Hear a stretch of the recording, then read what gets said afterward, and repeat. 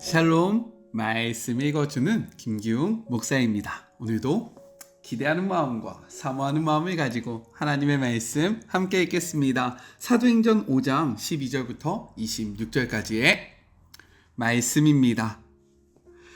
사도들이 하는 일을 통해 백성 가운데 하나님의 표적이 크게 나타나고 놀라운 일이 많이 이루어졌다. 그들은 모두 하나가 되어 솔로몬의 이름을 붙인 성전 회랑에 정기적으로 모였다. 백성이 그들을 크게 칭찬하였으나 그들 모임에 합류하기를 꺼리는 사람들도 있었다. 한편 주님을 믿는 사람들은 남녀할 것 없이 도처에서 더 늘어났다. 심지어 그들은 병자들을 메고서 길거리로 나와 들것과 이부자리에 눕혀놓고는 지나가는 베드로의 그림자라도 닿기를 바랬다. 예루살렘 인근의 여러 마을에서 사람들이 아픈 사람과 귀신 들린 사람들을 데리고 몰려 나왔다. 그들 모두가 나았다. 대제사장과 그의 편에 선 사람들, 주로 사두개파 사람들이 이 모든 일에 단단히 화가 나서 행동에 돌입했다. 그들은 사도들을 체포해 시내 감옥에 가두었다. 그러나 밤중에 하나님의 천사가 감옥 문을 열고 그들을 이끌어냈다. 천사가 말했다. 성전으로 가서 당당히 서거라. 이 생명에 대해 말해야 할 모든 것을 사람들에게 다 전하여라. 그들은 즉시 순종하여 새벽녘에 성전에 들어가 계속해서 가르쳤다. 한편 대제사장과 그의 동료들은 이스라엘의 최고 의회를 소집한 뒤에 감옥에 사람을 보내 죄수들을 데려오게 했다. 경비대가 감옥에 가보니 그 안에는 아무도 없었다. 그들이 돌아와서 보고했다. 감옥은 철통같이 잠겨서 문마다 간수들이 지키고 있었지만 안에 들어가 보니 한 사람도 없었습니다. 성전 경비대장과 대제사장들은 당황했다. 이게 도대체 어떻게 된 일이냐? 그때 누군가 나타나서 말했다. 감옥에 가둬두었던 사람들이 다시 성전에서 사람들을 가르치고 있는 것을 알고 계십니까? 경비대장과 부하들과 함께 가서 사도들이 붙잡았다. 경비대장이 부하들과 함께 가서 사도들을 붙잡았다. 그러나 백성이 폭동을 일으켜 대항할까 두려워서 그들을 조심스럽게 다루었다. 이것은 하나님의 말씀입니다. 오늘 말씀은 내용상 두 부분으로 나눠서 생각해 볼 수 있습니다. 먼저 첫 번째 12절부터 16절 사도들의 표적에 대해서 이야기를 하고 있어요. 아나니아와 삽비라의 사건은 공동체 내부뿐만 아니라 외부에도 상당한 충격을 초래했습니다. 그러나 사도들을 통한 놀라운 표적과 기사는 거기서 멈추지 않았다라는 거예요. 12절의 말씀입니다. 사도들의 손을 통하여 민간의 표적과 기사가 많이 일어나매 믿는 사람이 다 마음을 같이하여 솔로몬 행각에 모이고 라고 기록되어 있어요. 사도들의 손을 통한 계속된 표적과 기사로 공동체는 어떻게 되었을까요? 더욱더 힘있게 성장합니다. 14절이에요. 믿고 주께로 나오는 자가 더 많으니 남녀의 큰 무리더라 라고 이야기하고 있습니다. 사도들을 통한 하나님의 역사는 계속되어져요. 15절과 16절입니다. 심지어 병든 사람을 메고 거리에 나가 침대와 요 위에 누이고 베드로가 지나갈 때에 혹 그의 그림자라도 누구에게 덮일까 바라고 예루살렘 부근에 수많은 사람들이 모여 병든 사람과 더러운 귀신에게 괴로움받는 사람들을 데려와서 다 나음을 얻었느니라 라고 이야기하고 있습니다. 혹시 15절과 16절을 읽었을 때 죄송합니다. 이 모습 어디서 봤는데? 라는 생각이 들지 않으십니까? 생각이 좀 들으셔야 되는데 왜냐하면 이러한 15절과 16절의 기록은요 예수님께서 행하실 때에 나타났던 모습이었다라는 겁니다. 예수님이 가는 곳곳마다 정말로 수많은 병자들과 그리고 귀신 들린 자들이 모여들었습니다. 이들이요 믿음으로 주님 앞에 나올 때에요 예수님은 그들을 다 치료해 주셨다라는 거예요. 그런데 어떻습니까? 지금 제자들에게 그러한 동일한 모습이 똑같이 보이고 있다라는 거예요. 예수님께서 하셨던 일을 지금 이 제자들이 똑같이 하고 있다라고 성경이 이야기하고 있는 겁니다. 왜 그런지 아세요? 예수님은 이렇게 말씀하셨습니다. 요한복음 14장 12절의 말씀이에요. 내가 진실로 진실로 너희에게 이르노니 나를 믿는 자는 내가 하는 일을 그도 할 것이요 또한 그보다 큰 일도 하리니 이는 내가 아버지께로 감이라 라고 말씀하셨습니다. 예수님이 하나님께로 올라감으로 말미암아 성령님을 우리에게 보내주시고요. 그 성령님이 우리와 함께 할 때에 우리는 예수님께서 하셨던 일, 그보다 더욱더 큰 일을 할 수 있다라고 말씀하셨고 실제로 그러한 삶이, 그러한 일이 그들 가운데 이루어졌다라고 성경이 이야기를 하고 있다라는 거예요. 그런데 이러한 사도들의 표적 가운데 긍정적인 모습만 있었던 것은 아니라는 거죠. 13절 볼까요? 그 나머지는 감히 그들과 상종하는 사람이 없으나 백성이 친송하더라 라고 이야기하고 있습니다.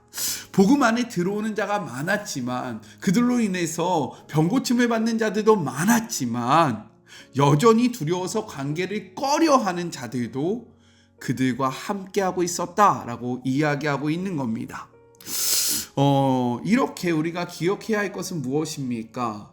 하나님의 역사가 나타나고요. 복음이 전파되어져도 말씀을 받아들이는 자들이 있는 반면 말씀을 거부하는 자들도 있다라는 거예요. 그럴 때 우리는 어떻게 합니까? 이에 굴하지 않고 우리가 담대히 복음을 전하며 예수님이 살아가셨던 것처럼 우리도 살아간다면 비록 환영하지는 않고 함께하지는 않을지라도 그들이 교회를 칭찬하는 일은 계속해서 일어난다라고 이야기하고 있는 거예요. 왜요? 그들이 제자들과 함께하지는 않았지만 무엇이라고 이야기합니까? 백성이 그들을 친송하였다라고 이야기하잖아요. 그런데 우리는 왜 지금 세상 속에서 욕을 먹고 있습니까? 왜 교회는 환영받지 못하고 있습니까? 우리가 예수님과 같은 삶을 살아가고 있기 때문입니까? 아니라는 거예요. 우리가 세상에서 거절당하는 이유, 욕먹는 이유는 무엇입니까? 우리가 예수님의 말씀처럼 살아가서 욕을 먹는 것이 아니라 우리의 정체성을 잃어버리고 이 맛도 저 맛도 아닌 맛을 잃어버린 소금이 되었기 때문에 세상 사람들에게 밟힐 뿐인 겁니다. 사도들은요, 그들의 정체성을 잊지 않았어요. 그들이 환영하든 환영하지 않던 자신의 정체성대로 부르심대로 살아가니까 많은 사람들이 교회를 칭송하였습니다. 거절할지라도 자신들의 역할을 바르게 감당할 때에요, 세상 사람들은 교회를 인정할 수밖에 없는데 우리가 이도 저도 아닌 모습으로 우리의 정체성을 잃어버리고 정말로 맛을 잃어버린 소금처럼 살아가니까 우리는요, 사람들에게 밟히는 소금이 되었다라는 거예요. 이 말씀 앞에 어떠한 상황 속에서도 예수님의 그 정체성을, 예수님의 모습을 잃어버리지 아니함으로 세상 사람들에게 짓밟힘을 받는 것이 아니라 칭송받는 주의 모든 자녀들이 되기를 간절히 소망합니다. 우리 그렇게 살아가 봅시다. 아셨죠? 둘째, 17절부터 26절 종교 지도자들의 박해에 대해서 이야기하고 있습니다. 성전 미문의 사내를 고친 사건으로 종교 지도자들은요, 앞서서 베드로와 요한에게 무엇이라고 이야기합니까? 예수의 이름으로 가르치지 말고 심지어 예수의 이름조차 언급하지 말라라고 그들을 협박했다라는 거죠.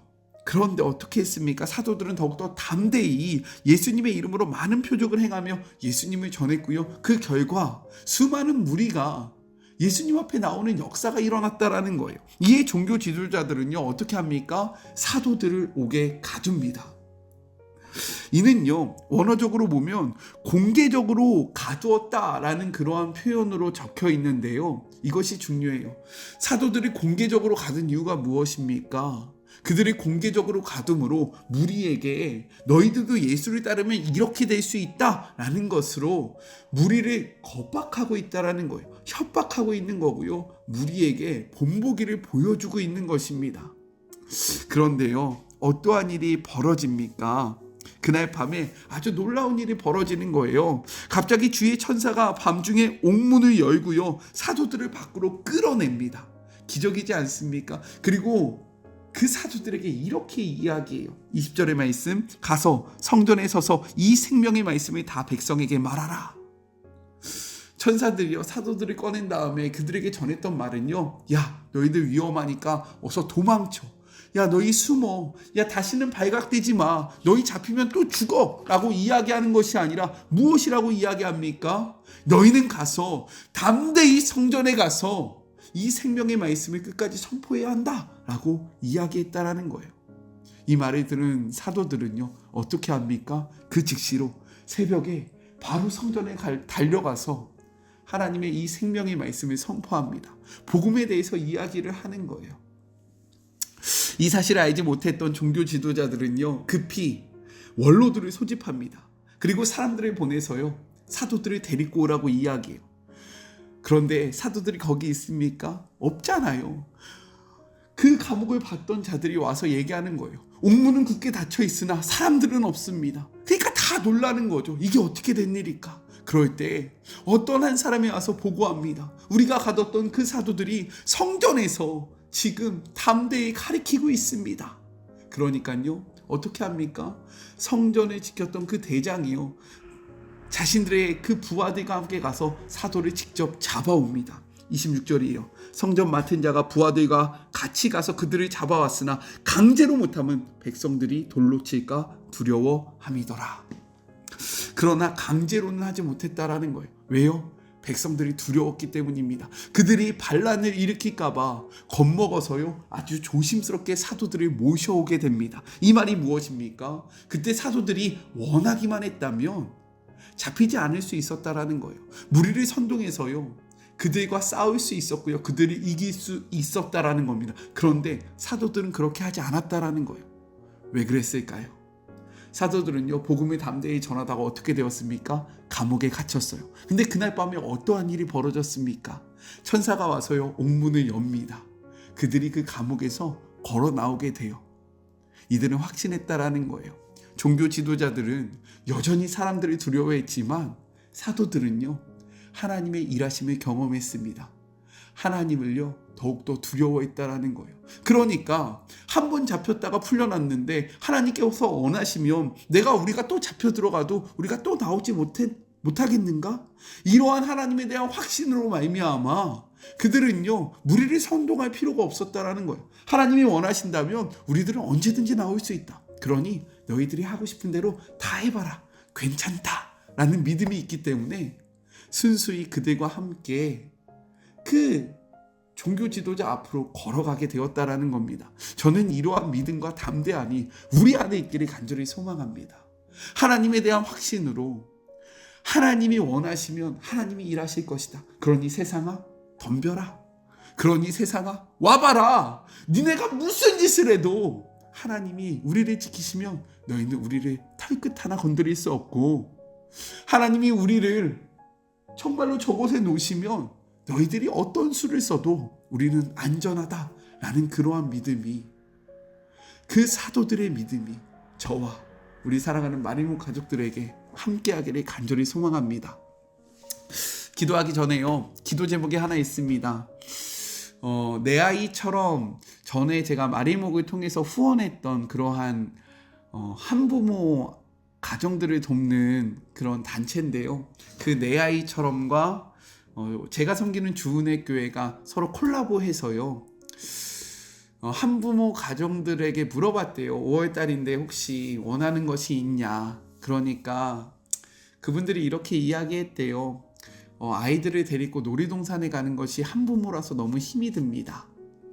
그래서 내 아이처럼 해서 그 티켓값과 밥값을 제공했고요. 저희 교회에서 이 아이들을 케어할 수 있는 인력과 차량을 제공해서 내일 5월 11일 아이들과 함께 에버랜드를 갑니다. 특별히 이 두 한부모 가정은요 사모님들이에요. 목사님들이 먼저 하나님의 부르심을 받고 홀로 되셔서 한 가정은 두 아이를 케어하고 계시고 한 가정은 세 아이를 케어하고 계신데 혼자서 일도 하고 아이들을 케어하면서 살아가면서 놀이동산에 가는 것이 너무 힘든 거죠. 그래서 저희가 그 일을 하게 되었습니다.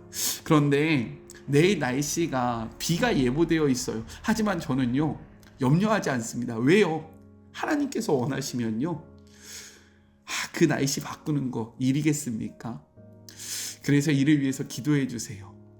정말로 좋은 날씨 가운데 우리 살아가는 두 가정의 아이들이 행복한 추억을 만들 수 있도록, 특별히 오가는 길 안전할 수 있도록 기도해 주시고요. 저희 청년들이 직장인들이에요. 그래서 일주일 동안 직장 생활 하다가 쉬는 날 새벽부터 늦은 저녁까지 이 아이들을 위해서 섬기는 겁니다. 우리 청년들이 지치지 않을 수 있도록 기도해 주시기를 간절히 소망합니다. 꼭 기도해 주세요. 우리 같이 기도할까요? 하나님, 우리가 세상에서 짓밟히는 이유는 우리가 하나님의 말씀에 따라서가 아닙니다. 우리가 맛을 잃어버렸기 때문인 겁니다. 사도들은 자신들의 정체성을 잃어버리지 않고 그들이 환영하나 활용하지 않으나 하나님의 말씀대로 살아가니 그들을 믿지 않는 자들도 온 백성이 그들을 칭송하였다라고 기록하고 있습니다. 주님, 우리가 우리의 정체성을 잃어버리지 않아 세상 속에서 맛을 잃은 소금이 되어 짓밟히는 것이 아니라, 그래, 교회는 이런 곳이지, 그래, 예수님 믿는 자들은 이러한 삶을 사는 것이지, 그래, 하나님의 나라는 저런 것이지 라고 칭송받는 주의 모든 자녀들 되게 하여 주시옵소서. 사도들은 숨거나 도망치지 않았습니다. 하나님의 천사는 그들에게 담대히 말씀을 선포하라고 이야기했고, 사도들은 그 말씀에 순종하여 말씀을 선포하였습니다. 그런데 또다시 잡혀가게 되었습니다. 그들은 충분히 도망갈 수 있었지만 도망가지 않았습니다. 왜냐하면 하나님께서 원하신다면 언제든 그 상황 속에서 벗어날 수 있다는 확신이 그들 안에 자리 잡았기 때문인 것입니다. 주님, 우리도 이러한 하나님에 대한 확신이 자리 잡게 하여 주시옵소서. 특별히 내일은 내 아이처럼, 그리고 주은혜 교회가 우리 사랑하는 두 사모님의 가정에, 그리고 그 아이들에게 추억을 만들어주기 위해서 에버랜드를 갑니다. 비예보가 있습니다. 괜찮습니다. 주님이 원하시면 아무것도 아닙니다. 하나님, 우리 사랑하는 그 아이들에게 좋은 추억을 만들어줄 수 있도록 축복하여 주시고, 단 한 건의 안전사고도 일어나지 않게 하여 주시옵시고, 특별히 이를 섬기는 사랑하는 청년들에게 능력과 능력을 덧입혀 주셔서 지치지 않게 하시고 피곤치 않게 하여 주시옵시고, 그들의 입술 속에서 감사가 끊임없이 선포되게 하여 주시옵소서. 사랑의 나눔이 있는 곳에 하나님이 함께 하십니다. 우리의 삶 속에 주님을 향한 선한 일이 멈춰지지 아니할 수 있도록 축복하여 주시고 지켜주실 것을 믿으며 거룩하신 예수 그리스도의 이름으로 간절히 기도드립니다. 아멘. 네, 내일 꼭 기도해 주세요. 저는요, 삶의 자리가 시작되는 월요일 날 또 만나도록 할게요. 사랑하고 주님의 이름으로 축복하면서 오늘 하루도 힘 내세요. 우리 내일 만나요. 아니, 월요일 날 만나요. 안녕. 오늘도 수고하셨습니다. 잘 다녀올게요.